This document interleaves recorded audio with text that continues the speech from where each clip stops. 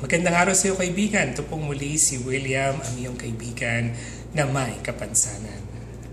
Usapang magulang muli ang aking paksa sa araw na to at ang aking gustong i-discuss o pag-usapan ay kung paano tuturuan ang anak na magpatawad sa magulang na nang-iwan.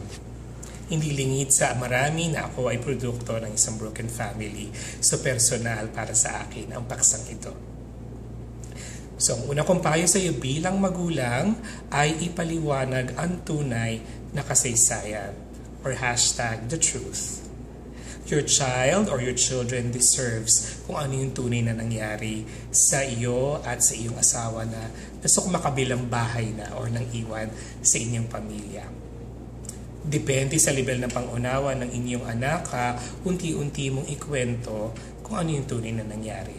Para hindi na sila malito, para hindi na sila gumawa ng sarili nila mga mungkahi o sa pantaha kung ano ba ang nangyari at bakit lumisan ang kanyang mga magulang. Ang isa sa kanyang mga magulang.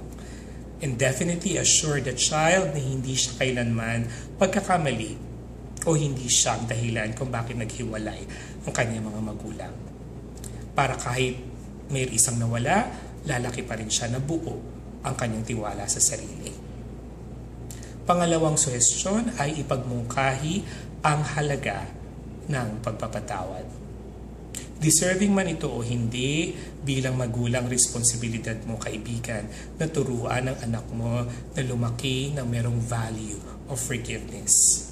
Ipaunawa mo sa kanya na sa huli, siya rin naman ang papalayain kung magkakaroon siya ng espiritu ng pagpapatawad kahit sa magulang na nang iwan, ito man ay humingi ng tawad o hindi. Because your child deserves to be free from the burden, from their hatred, and from the pains of the past. Pangatlo ay ipaunawa na magulang niya pa rin ito. Balibaligtarin man ang mundo, ang magulang ay mananatiling magulang, perpekto man sila o hindi. Ang ikalimang utos ng Diyos ay is something that your child can look forward to kasi meron itong handog na pangako. Pinagpapala at binibigyan ng mahabang buhay ang anak na pinaparangalan ng kaniyang magulang. Sana hindi mo na sisiraan or bigyan pa ng bad light ang magulang na nang iwan at turuan mo rin ang anak mo na habang siya ay lumalaki, lalo na kung nasa posisyon na siyang tumulong, nagantihan pa rin ng mabuti ang magulang na naging masama sa kanya.